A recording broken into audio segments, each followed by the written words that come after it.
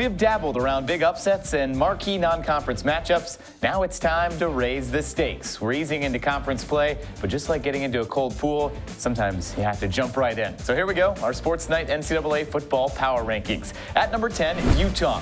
Welcome to the top 10. Utah looks like a better team right now than Michigan, hence the drop of the Wolverines. Now the Utes are 3-0 and have put up at least 30 points in all 3 games. A road test at USC awaits this week, but as strange as it sounds, the pecking order in the Pac-12 now means that Utah is the top dog in this conference, while historically good Trojans are looking to play spoiler.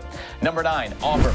The Tigers have passed their non-conference tests, and the true challenge begins this week at Texas A&M. Freshman Bo Nix has been steady at quarterback, but not spectacular. Luckily, the run game's been dominant. Auburn's rushed for 845 yards and 9 touchdowns through 3 games this season.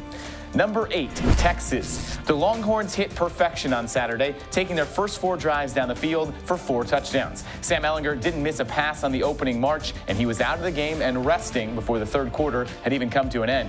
Now, it's a big one this week. Texas hosts Oklahoma State. The Longhorns own the all-time series 24-9, but the Cowboys ride in on a 4-game win streak in the series. Number 7, Notre Dame.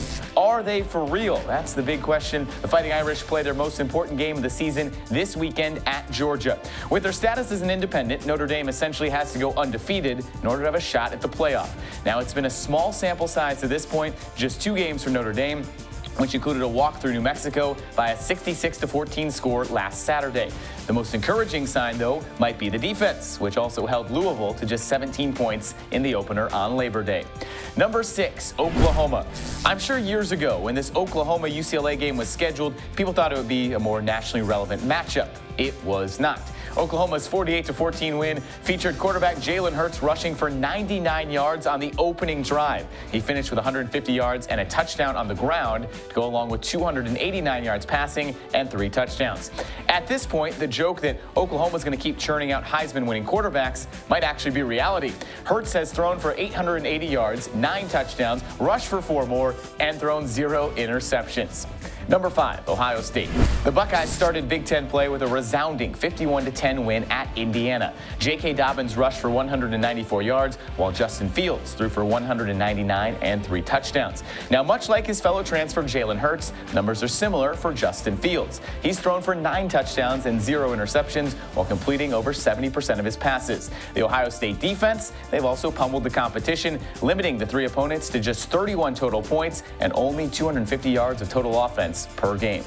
Number 4, LSU. It took a little while for the Tigers to get rolling against Northwestern State. They were trailing 7-3 at the end of the first quarter, but put up 62 points in the final 3 quarters for the 65-14 win.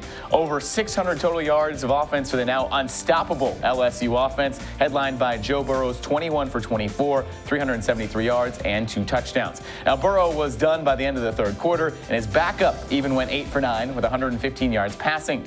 An open week for the Tigers before a final non-conference game at home against Utah State. Number 3, Georgia.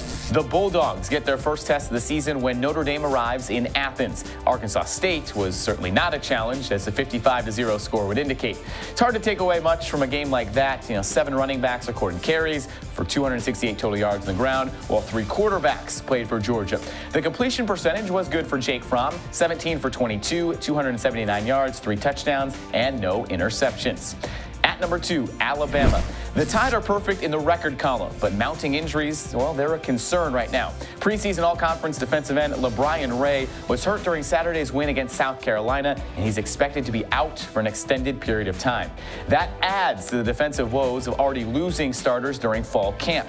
For now, the offense has carried this team to no issues, and there shouldn't be any until at least November.